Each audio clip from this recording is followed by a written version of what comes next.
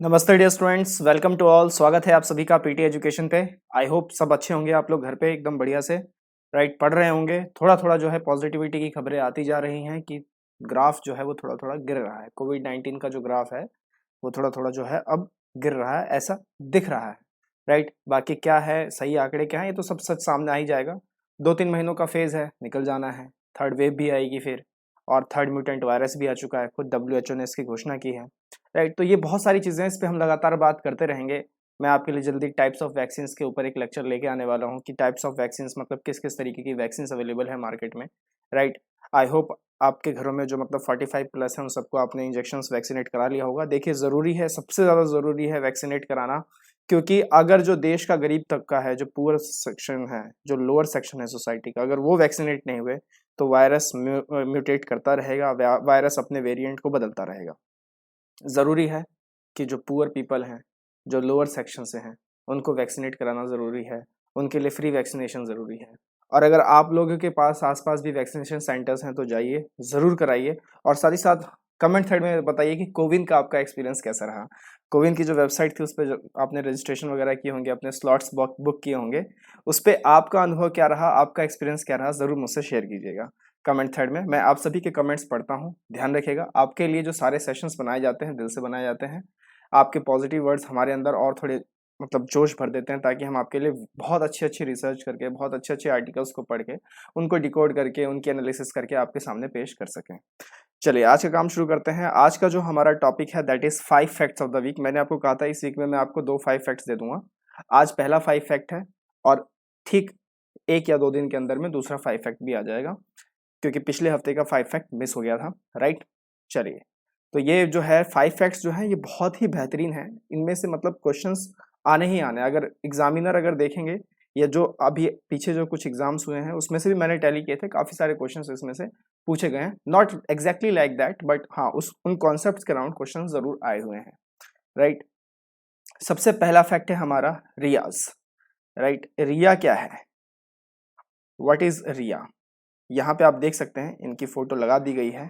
आप बता सकते हैं किस तरीके का प्राणी है ये? राइट, किसमें हम इसे काउंट करेंगे?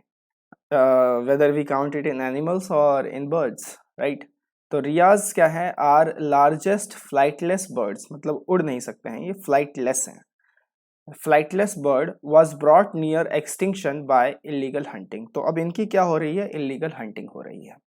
इस वजह से ये इनका जो अस्तित्व है वो खतरे में पड़ चुका है। कहाँ पर पाए जाते हैं ये लार्जेस्ट फ्लाइटलेट्स बर्ड्स? तो जो इनका इकोसिस्टम है, सबसे बड़ा इकोसिस्टम, या वहाँ के ये नेटिव कह लीजिए या इंडिजिनस कह लीजिए, वो है south America. These birds play a fundamental role in creating and maintaining healthy grasslands by dispersing seeds to new vegetative growth. तो आसपास के एनवायरनमेंट देखिए, मतलब कुदरत ने किस तरीके से सबको बनाया है। इनकी भी मतलब एक कंट्रीब्यूशन है नेचर के अंदर में, हमारा भी एक कंट्रीब्यूशन है नेचर के अंदर में।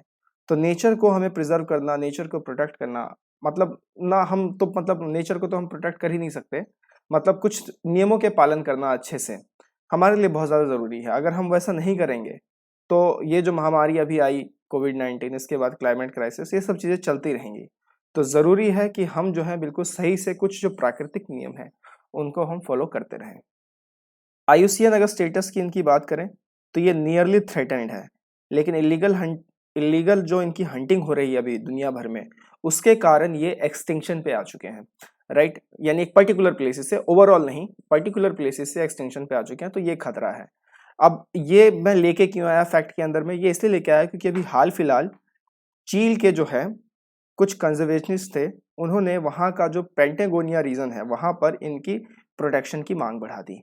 राइट, पैटागोनिया रीजन, पेंटागोनिया नहीं, पैटागोनिया रीजन जो है चील का, चिली जो देश है उसमें इनको वहाँ के जो मतलब कंजर्वेशंस हैं उन्होंने इसको मतलब वहाँ पे प्लान किया। राइट, अब यहाँ पर हमारे पास इसका मैप देख लीजिए। ये हमारे पास इसका मैप है, ये है पैटागोनिया, यहाँ पे आप देख सकते हैं नॉर्दर्न पैटागोनिया। ये है ब्यूनोस एयरेस। राइट, डब्ल्यूटीओ की मिनिस्ट्रियल मीटिंग, कौन सी मीटिंग हुई थी? पहला सवाल है आज के आपके लिए कि ब्यूनोस एरियस में डब्ल्यूटीओ की एक मिनिस्ट्रियल राउंड मीटिंग हुई थी, वो कौन से नंबर की मीटिंग थी? राइट, तो ये साउथ अमेरिका का नीचे वाला पार्ट आप देख सकते हैं, यह पैटागोनिया रीजन। राइट, एंडीज के पर्वत यहाँ पर है। तो ये मैंने आपको बता दिया है, ये फाकलैंड आइलैंड है जो यूके के अंदर आता है। ये थोड़ा ज्योग्राफी भी आप याद रखिए, क्योंकि ज़रूरी नहीं है कि सवाल आप पे रिया से ही पूछा जाए, चील की ज्योग्राफी पूछ ली जाएगी, वर्ल्ड ज्योग्राफी सिलेबस तो है ही, राइट। तो ये सब भी चीज़ें जो हैं आपसे पूछी जा सकती हैं। क्लियर। तो आई थिंक पहला जो आपका फैक्ट है वो आपको पूरी तरीके से समझ में आएगा कि ऐसे भी सवाल बन सकते हैं आपके एग्जाम में कि recently rears in the news, it is which kind of animal, right. तो आपको इसमें जवाब देने में आसानी बनेगी। दूसरे हम इस पे आते हैं, म्यूकोरमाइकोसिस। आजकल काफी चर्चा में है, राइट। क्यों चर्चा में है? क्योंकि एक तरीके का फंगल इन्फेक्शन है, सीरियस फंगल इन्फेक्शन है, जो कि कई सारे कोविड-19 के पेशेंट्स में देखा गया है। उसकी वजह से ये लाइमलाइट में आ गया ये बीमारी। इसे ब्लैक फंगस भी कहा जाता है, म्यूकोरमाइकोसिस को, ठीक। अब ध्यान रखिएगा, सीरियस तो है लेकिन रेयर भी है साथ साथ, यानी हर किसी को नहीं होगा। जो हर कोई कोविड-19 पेशेंट है उसको नहीं होगा, किसी किसी को हो रहा है। Rare serious fungal infection, it often manifest the skin and also affect the lungs and brain. तो फेफड़ों और दिमाग दोनों को अफेक्ट करता है, स्किन को भी अफेक्ट करता है। It is caused by a group of moulds known as mucormycetes. इसको ध्यान रखिएगा कि इनके कारण ये होता है, mucormycetes, which is presently environment in naturally. तो मतलब प्राकृतिक में वैसे प्रेजेंट ही है। It often affect those people who are on medication for health problems that reduces their ability to fight environmental pathogens, right. ये कुछ जो चीजें हैं ये बताती हैं कि मतलब हम कैसे यहाँ पे इवॉल्व हुए हैं, राइट। क्या हम हैपन हुए हैं एकदम से? नहीं, हम यहाँ पे इवॉल्व हुए हैं। We as a human not happened in the planet earth, we evolve within the time. लड़ते लड़ते लड़ते काफी सालों से लड़ते लड़ते हम इस स्टेज तक अभी तक पहुंचे हैं। तो thanks to our old ancestors, उन सभी को मतलब हम थैंक कहेंगे, शुक्रिया अदा करेंगे कि उन्होंने मतलब इवॉल्व करते करते हमें इतना काबिल बना दिया कि आज मैं एक बैठे हुए लैपटॉप पे आपके लिए क्लासेस बना रहा हूँ और आप भी अपने ही लैपटॉप पे वो क्लासेस वहां से देख रहे हैं, राइट। इसके सिम्टम्स क्या है? Pain, redness around the eyes और nose with fever, headache, coughing, shortness of breath, bloody vomits and altered mental status. तो ये कुछ जो मतलब हैं ये चीजें हैं जो आपको ध्यान रखनी है। म्यूकोरमाइकोसिस, जिसे प्यार से, मतलब प्यार से तो नहीं कहेंगे, जिसे मतलब एक दूसरे नाम में, दूसरे टर्मिनोलॉजी में ब्लैक फंगस भी कहा जाता है। क्लियर। तीसरे फैक्ट की ओर बढ़ते हैं, सूत्र मॉडल। ये पिछले साल का वैसे खबर था कि सूत्र मॉडल बनाया गया है, इस बार फिर लाइमलाइट में आया है क्योंकि इसको लाने की वजह यह है कि अगर सेकेंड वेव भारत के अंदर आई तो ऐसे मॉडल क्या कर रहे थे। सरकार ने जो ये मॉडल पिछले साल तैयार किए थे कि आप बताएंगे, जैसे सूत्र मॉडल को आप देख लीजिए, इसकी फुल फॉर्म यहाँ देख लीजिए, susceptible, undetected, tested and removed approach. तो भैया कहाँ है तुम्हारी अप्रोच? तुमने तो मतलब आगाह तक नहीं किया कि सेकेंड वेव इतनी घातक हो सकती है, लोग ऑक्सीजन के लिए मर रहे हैं, इतने लोगों ने अपने परिवार को खो दिया, परिवारजनों को खो दिया, राइट। जैसे हम मेरे ही मतलब एक आसपास के इलाके में एक फैमिली थी जिसमें 4 जनों की वो फैमिली थी, मदर, फादर, एक डॉटर और एक सन। तो डॉटर की एज 3 साल की थी, जो बेटा था वो रफली 1 साल से छोटा ही था, न्यू बॉर्न बेबी था अभी, ठीक है। कोविड-19 से तीनों की डेथ हो गई, जो जो वो इन्फेंट है वो बच गया, राइट। बाकी जो 3 साल की बिटिया थी वो भी चली गई, जो मतलब उसके मम्मी पापा थे वो भी चले गए। तो बहुत ही मतलब एक सदमा सा यहाँ पे मतलब हो चुका है कि मतलब मैं ये ऑब्जर्व कर रहा हूँ कि आसपास क्या माहौल है, लोग निकलना नहीं चाह रहे हैं उस इलाके से, खासकर जहाँ पे ये वाकया हुआ है वहाँ पे मतलब कोई भी घरों से निकल नहीं रहा है, मतलब बहुत ही इमरजेंसी पे ही निकला जा रहा है, राइट। और उन्हीं इलाकों में मतलब पिछले साल के दौरान जब मैं देखा करता था तो लोग मास्क तक पहनने से रिफ्यूज करते थे कि यार ये क्या है, ये तो कुछ भी नहीं है, लाइक लाइक कि ये वायरस को कैसे रोक देगा आपका ये मास्क, राइट। तो इन सही तरीके की जो ये सूडो साइंस है इसमें आप विश्वास ना करें, अपना अच्छे से मतलब रहें, अपनी फुल सिक्योरिटी रखें, साबुन से हाथ धोए लगातार, दिन में 5-7 बार रगड़ रगड़ के, सैनिटाइजर की एक बॉटल अपनी जेब में हमेशा रखें, मास्क को पहने, कुछ रूल्स को फॉलो करें, जहाँ भीड़ आपको दिख रही है वहां जाने की कोशिश ना करें, वरना तो आप अपने साथ कईयों को खतरे में ला सकते हैं, ठीक। तो ये जो सूत्र मॉडल था तो इस पे ये कंसर्न उठाया गया कि आपने का जो ये मॉडल है, सरकार का जो ये मॉडल है, ये पूरी तरीके से विफल रहा। ना तो ये बता पाया एक्यूरेटली, ना फोरकास्ट कर पाया, ना कुछ बता पाया कि कितना राइज होगा, कितना क्या होगा, और कोविड-19 की सेकेंड वेव आके हिट करके इंडिया को चली गई बुरी तरीके से। अब ये जो मॉडल है, इस मॉडल की थोड़ी सी जानकारी, हालांकि मैंने पिछले कुछ महीने पहले भी आपके साथ सूत्र मॉडल को डिस्कस किया था, 5 फैक्ट्स में ही डिस्कस किया था, इस बार दोबारा मौका मिला है इसको डिस्कस करने का। इसके 3 पैरामीटर हैं बेसिकली इस मॉडल के, मॉडल को जान लेते हैं थोड़ा सा। इसमें है बीटा, जैसे कि कॉन्टैक्ट रेट, कि कितने लोग इन्फेक्ट हो रहे हैं by an infected person per day. जैसे मान लीजिए कि मैं इन्फेक्टेड हूँ, मुझे कोविड-19 है, अब मुझसे कितने लोग इन्फेक्ट होते चले गए पर डे के बेसिस पे, तो उसको कहते हैं कॉन्टैक्ट रेट। नेक्स्ट रीच, कि आपका ये जो पेंडेमिक है इसका एक्सपोजर लेवल क्या है पॉपुलेशन में, कितने तक फैल पा रहा है, तो वो रीच देखा जाता है। थर्ड है epsilon, which means the ratio of detected and undetected cases. जो कोविड पॉजिटिव हैं और जो डिटेक्टेड है, मतलब डिटेक्टेड का मतलब है कि सरकारी आंकड़ों में आ चुके हैं कि भैया ये है। कई लोग ऐसे भी हैं जो कोविड पॉजिटिव है लेकिन अनडिटेक्टेड है, अभी तक बताना नहीं चाह रहे हैं, सोसाइटी से डरना चाह रहे हैं। क्योंकि देखिए सोसाइटी में एक बात और भी है जो देखी गई थी कि अगर किसी को भी कोविड-19 होता है तो लोगों के रिएक्शन ऐसे आते हैं कि जैसे बाप रे बाप, ऐसे करके मतलब बातचीत बंद, उसको छूना बंद, उसको उससे मतलब कुछ भी ह्यूमैनिटी लॉस कर देते बंदे, नहीं नहीं इनसे बातचीत नहीं करेंगे अब।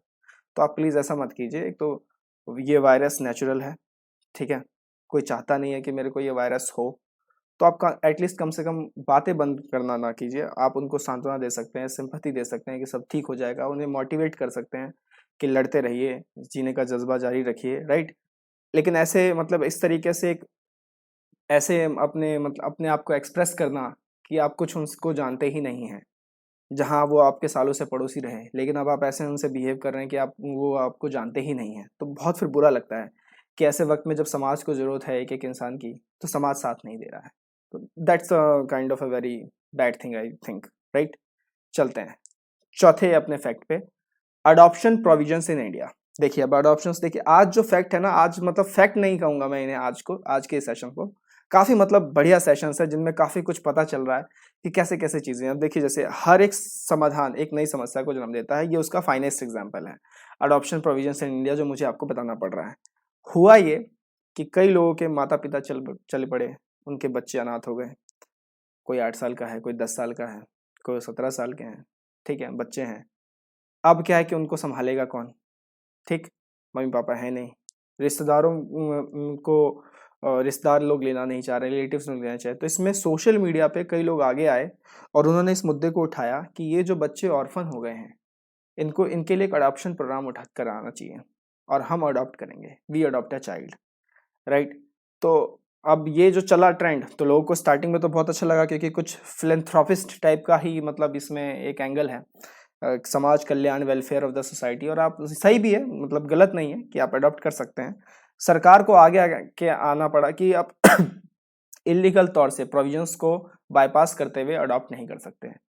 तो जब पूछा गया कि आप ऐसा क्यों कह रहे हैं, ऐसे क्राइसिस में इन बच्चों का ध्यान कौन रखेगा, तो सरकार की तरफ से ये तर्क था कि ये जो है मानव तस्करी को, यानी जो ह्यूमन ट्रैफिकिंग है, इसको काफी बढ़ावा देगा। कई लोग अडॉप्शन की आड़ में इनको अडॉप्ट करेंगे और फिर इनसे गलत गलत काम करवाएंगे, जैसे कि बैगिंग, भीख मंगवाना, राइट, और भी अलग अलग तरीके के रैकेट्स इसमें चलाए जा सकते हैं। तो सरकार का ये मतलब पक्ष था, सरकार की ये बातें थी कि आप ऐसा नहीं कर सकते, कोई भी अडॉप्ट किसी भी ऑर्फन को नहीं करेगा, प्रॉपर उसके लिए प्रोविजंस है भारत के अंदर, तो उनको आपको देखते हुए ही उसे फॉलो करना होगा। तो वो प्रोविजंस क्या है, तो वो प्रोविजंस हम पहले समझते हैं। It is governed by Adoption Regulations 2017 and in the accordance with Juvenile Justice, that is Care and Protection of Children Act 2015 under MWCD, ministry of women and children development. तो ये वो एक्ट है, ध्यान रखिएगा, जस्टिस जुवेनाइल एक्ट, जे करके भी आप याद रख सकते हैं, 2015 के तहत इसमें कुछ अडॉप्शन रेगुलेशंस हैं, उनको आपको फॉलो करना पड़ेगा। अब ये जो जस्टिस जुवेनाइल एक्ट 2015 है, ये प्रोहिबिट करता है offering and receiving children outside the process laid down under the act as well as their sale and purchase. अगर आप नियमों का उल्लंघन करके किसी बच्चे को लेके आ रहे हैं, अडॉप्ट कर रहे हैं, बेच रहे हैं, अडॉप्ट भी तो किसी से करेंगे ना, वो एक तरीके से सेल परचेज हुआ, बेच रहे हैं, तो फिर ये एक तरीके की इलीगल एक्टिविटी है, इसमें आपको सजा हो सकती है। उसके लिए भी कुछ प्रावधान एक्ट्स में दिए हुए हैं। The act gave statutory status to CARA, that is Central Adoption Resource Authority। ये ध्यान रखिएगा कि adoptions को लेके ये authority भारत में काम करती है, Central Adoption Resource Authority, which is the nodal body for adoption of Indian children and it's mandated to promote and facilitate in country adoptions and also in accordance with the Hague Convention 1993। तो जो Hague convention है उनके साथ भी ये पूरी तरीके से मेल खाते हैं। अभी तक फिलहाल इस एक्ट को एक तरीके का वैधानिक स्टेटस मिला हुआ है, संवैधानिक नहीं है, कॉन्स्टिट्यूशनल नहीं है, ये आपको ध्यान रखना है, ठीक। This is a kind of a statutory status, not constitutional. तो यहाँ पे आपको इसको देखना होगा। तो ये कुछ एक ब्रीफ में एक छोटा सा मतलब संक्षिप्त एक प्रोविजंस थे अडॉप्शंस को लेके। कभी मौका मिला तो दोबारा एक बार बहुत डीप में इन एक्ट्स को मैं चाहूंगा आपके साथ डिस्कस करना, राइट। अभी वैसे समय की कमी है तो चलते हैं पांचवें फैक्ट की ओर। दहला डैम। अब दहला डैम क्यों आया, बगल में मैंने पिक लगा ही दी है, यहाँ देख सकते हैं कांधार में है। कांधार हाईजैक सुना था ना आपने, कांधार हाईजैक। तो यह है दहला डैम अफगानिस्तान के अंदर में। Second biggest dam and also known as Arghandab dam. अब अरघन डैब क्या है, अरघन डैब है वहाँ की नदी का नाम है अरघन डैब, जिसपे ये बांध बनी हुई है। It is located in Shahwali Kot district, Kandahar province, Afghanistan. 1952 में अमेरिकन ने इनको बनाया था। रिसेंटली तालिबान ने इसको कैप्चर कर लिया। मतलब दुनिया एक प्रॉब्लम से, एक नेचुरल फिनोमिना से जूझ रही है, और लेकिन ये लोग हैं कि ये लोग मानते ही नहीं है। उधर इजराइल में भी वही पंगा चल रहा है, इजराइल इफेक्ट, राइट। तो मतलब क्या होगा पता नहीं, बेड़ा गर्क ये सब चीज़ों का। इंडिया बिल्डिंग डैम्स इन अफगानिस्तान। अब ये जो डैम का मुद्दा उठा है, तो भारत किस तरीके से अफगानिस्तान की मदद कर रहा है, फॉरेन रिलेशंस का ये टॉपिक यहाँ पे फिर बन जाता है कि क्या क्या भारत वहाँ पे बना रहा है। तो दो चीज़ें हैं जो वहाँ पे बनाई जा रही हैं, जैसे कि पैक्ट ऑफ कंस्ट्रक्शन फॉर सहतूत dam on Kabul river, Kabul नदी के ऊपर सहतूत डैम बनाने के लिए एक संधि। उसके बाद सलमा डैम बनाया जा रहा है अफगानिस्तान में, भारत द्वारा ही बनाया जा रहा है। तो ये कुछ चीज़ें हैं, कुछ बेसिक चीज़ें हैं जो आपको ध्यान रखनी है, और मैप को तो आप ध्यान रखिएगा ही रखिएगा, इससे आपको आसानी रहेगी, राइट। अब पिछले लेक्चर में हमने बात की थी इस सवाल की, recently hypoxia is in seen in the news, it is related to what. तो इसका जो आंसर था पिछले लेक्चर में, उसका करेक्ट ऑप्शन था C, it refers to low level of oxygen in the blood. तो ये ध्यान रखना आपको, हाइपोक्सिया या फिर हाइपोमैक्सिया, ये सब जो होते हैं लो level of oxygen in the blood के कारण होते हैं। आज का सवाल है आपके लिए, पॉलिटी से मैं लेके आया हूँ। पॉलिटी मैंने आपको ऑलमोस्ट जो है 70% के आसपास कंप्लीट करा दी थी, तो उसी में से मैं एक आपके लिए लेके आया हूँ। पार्लियामेंट्री सिस्टम हमने बहुत अच्छे से किया था। Parliamentary system of government is one which. तो एक पार्लियामेंट्री सिस्टम ऑफ गवर्नमेंट को आप क्या कहेंगे? हालांकि आजकल सरकारों पे सवाल बहुत उठ रहे हैं और लाजमी भी है, आप अकाउंटेबिलिटी किसकी यहाँ पे होल्ड करोगे, राइट। ऐसा तो है नहीं, किसी ना किसी को तो अकाउंटेबल होना पड़ेगा इस क्राइसिस के लिए, इस मैस के लिए, इस मिसमैनेजमेंट के लिए। तो पार्लियामेंट्री सिस्टम ऑफ गवर्नमेंट कैसी सरकार होती है? पहला ऑप्शन है all political parties in the parliament are represented in the government. सरकार हम उन्हीं को कहेंगे जो संसद में बैठी सारी पॉलिटिकल पार्टीज हैं। ये स्टेटमेंट है। ध्यान रखिएगा, यूपीएससी की परीक्षाओं में क्या होता है कि स्टेटमेंट गलत नहीं भी होते हैं एक से ज्यादा। ऐसे कई मौकों पे देखा गया है कि चारों के चारों स्टेटमेंट ठीक हैं, but you have to choose the best. आपको बेस्ट ऑप्शन चूज करना होता है कि ये तो बिल्कुल परफेक्ट है, राइट। दूसरा ऑप्शन देखते हैं, government is responsible to parliament and can be removed by it. सरकार पार्लियामेंट के तरफ रिस्पॉन्सिबल रहती है, संसद के तरफ उत्तरदायित्व होता है उसका, और संसद ही उसे हटा सकती है सरकार को। Government is elected by people, लोग चुनते हैं सरकार को, and can be removed bye them, और लोग ही उन्हें हटा देते हैं। Government is chosen by the parliament but can not be removed bye them before completion of a fix term. Government को संसद चुनती है और वो उसे हटा नहीं सकते हैं एक फिक्स टर्म से पहले, यानी जैसे 5 साल का कार्यकाल है तो उससे पहले संसद उन्हें हटा नहीं सकती है। तो इनमें से क्या सही जवाब होगा जरूर आप बताइएगा कमेंट थ्रेड में। बहुत ही अच्छा सवाल है, पिछले साल के यूपीएससी प्रीलिम्स की परीक्षा में पूछा हुआ प्रश्न है ये। चलिए चलते हैं आगे। इकोनॉमिक क्रैकर का कॉम्बो कोर्स अभी जारी है। आइए, अभी तक अगर आपने एनरोल नहीं किया है तो खुद को एनरोल कीजिए, करके दिखाएंगे कि स्पिरिट रखिए।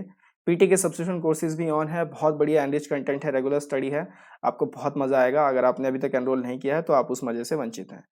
रिवाइज करते रहिए। रिवीजन के लिए अगर आपको प्रॉपर गाइडेंस, प्रॉपर मटेरियल्स चाहिए, क्योंकि current affair plays a major role part in the upcoming exams, तो उसके लिए यहाँ पर आपको सारी कंपाइलेशन मिल जाएगी। यहाँ पर आके आप अपनी बुक को डाउनलोड करके पढ़ सकते हैं। हम इसी तरीके से मिलते रहेंगे, बढ़ते रहेंगे। टिल देन टेक केयर, नमस्ते, जय हिंद।